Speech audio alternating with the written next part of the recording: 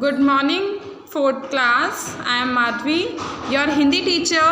Students, today we will continue our remaining chapter number 12. So let's start. Page number 79 और हमने कहाँ तक पढ़ लिया था कि जो मामा जी होते हैं वो बच्चों को क्या बोलते हैं कि तुम पहले सारी जगह घूम लो, उसके बाद ही हम कुछ खरीदेंगे। तो जो बच्चे होते हैं वो एक दुकान से दूसरी दुकान सब घूम लेते हैं। ठीक है, आगे पढ़ते हैं। मामा जी हमें भूख लग रही है, हेमंत ने कहा। हेमंत ने क्या कहा? मामा जी हमें भूख लग रही है। हम सभी मामा जी के पीछे चलते हुए एक पार्क में पहुँचे। माँ ने खाने का जो सामान दिया था सबने खूब डटकर खाया।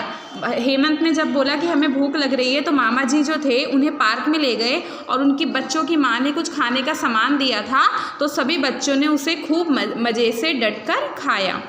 देखो सविता, घर का खाना खाना चाहिए, बाहर का खाना खाने से बीमारियां हो जाती हैं। मामा जी ने क्या बोला था? सविता, हमें हमेशा घर का खाना खाना चाहिए, अगर हम बाहर का खाना खाते हैं तो हम बीमार भी हो सकते हैं।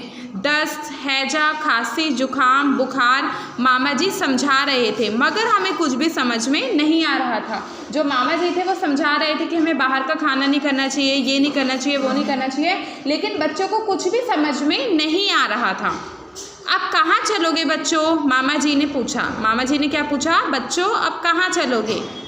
हम सर्कस देखेंगे और झूला झूलेंगे, मैं बोली मीन्स ये जो लेखिका है जो ये स्टोरी लिख रही है उसने बोला कि हम सर्कस भी देखेंगे और झूला भी झूलेंगे, हम मिनी रेल पर घूमेंगे। सविता चहक कर बोली। चहक कर मीन्स बहुत ज़्यादा खुश होकर बोली कि हम तो मिनी रेल पर भी घूमेंगे।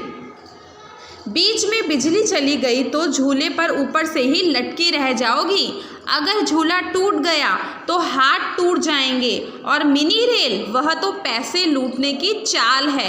क्या तुम बड़ी रेल में नहीं बैठे हो? जैसे बड़ी रेल वैसी मिनी रेल, क्यों पैसे बर्बाद किए जाएं? मामा जी ने कहा। अब जो उनके मामा जी थे वो तो पैसे खर्च करना ही नहीं चाहते थे ना, इसलिए वो हर चीज़ में बहाना बना रहे थे। उन्होंने क्या बोला कि अगर तुम झूले झूलोगे तो रस्सी टूट जाएगी तो गिर जाओगे, हाथ पैर टूट जाएंगे। मिनी रेल में क्या घूमोगे? मिनी रेल तो बड़ी रेल जैसी होती है, पैसे वेस्ट करने से क्या फ़ायदा? उनके मामा जी ने कहा, क्योंकि उनके मामा जी कैसे थे? कंजूस थे। मिनी रेल चलती भी है तो कितनी धीरे धीरे, हेमंत ने अपनी समझदारी जताई। कई बच्चे होते हैं ना जो बहुत ज़्यादा होशियार बनते हैं और समझते हैं कि मैं बहुत समझदार हूँ, तो हेमंत ने क्या बोला? हाँ, और मिनी रेल तो कितनी धीरे धीरे चलती है। यह सुनकर तो मामा जी बहुत ही खुश हो गए। अब हम सर्कस देखने जा पहुँचे। अब मामा जी खुश हो गए, हेमंत ने भी बोल दिया कि मिनी रेल तो बहुत धीरे धीरे चलती है, तो मामा जी खुश हो गए और सभी बच्चों को लेकर कहाँ पहुँचे? सर्कस देखने पहुँचे। तुम लोग इधर खड़े रहो, मैं उधर से टिकट और समय का पता करके आता हूँ, मामा जी ने कहा। मामा जी ने क्या बोला कि तुम यहीं पर बैठे रहो, मैं समय का पता कर आता हूँ कि जो शो है, जो सर्कस है वो कितने बजे स्टार्ट होगा, और टिकट भी लेकर आता हूँ। हम तभी से सर्कस देखने के सपने देखने लगे। अचानक हमारा सपना टूट गया। सभी बच्चे बहुत एक्साइटेड होकर खड़े थे कि जो उनके मामा जी हैं वो टिकट लेने गए हैं, अभी टिकट लेकर आएंगे तो हम मेला देखने चलेंगे। लेकिन अचानक से क्या हुआ? उनका सपना टूट गया। ऐसा क्या हुआ जो उनका सपना टूट गया? मैं सब पता करके आया हूँ। नज़दीक बैठकर देखने वाली टिकट 25 रुपये की है तो कुल 100 रुपये हुए।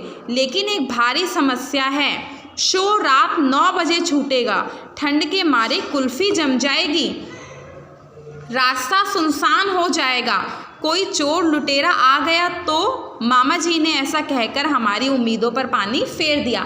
बच्चे तो बहुत ज़्यादा एक्साइटेड हो रहे थे कि हम सर्कस देखेंगे, लेकिन अचानक से उनके मामा जी आए। उन्होंने आके क्या बोला कि मैं सब कुछ पता कर आया हूँ, एक टिकट 25 रुपये की है, यानी कि टोटल 100 रुपये हो गए क्योंकि 4 जने थे वो।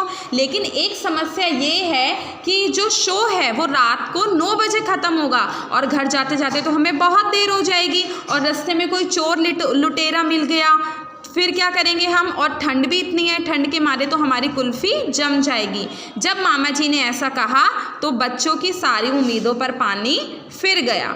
अब देखते हैं कि ये बच्चे सर्कस देख पाते हैं या नहीं देख पाते, ये बाकी हम नेक्स्ट क्लास में देखेंगे। आज के लिए इतना ही। आपका होमवर्क है, जितना मैंने आपको रीड करवाया है आप इसे घर से अच्छे से रीड आउट करेंगे।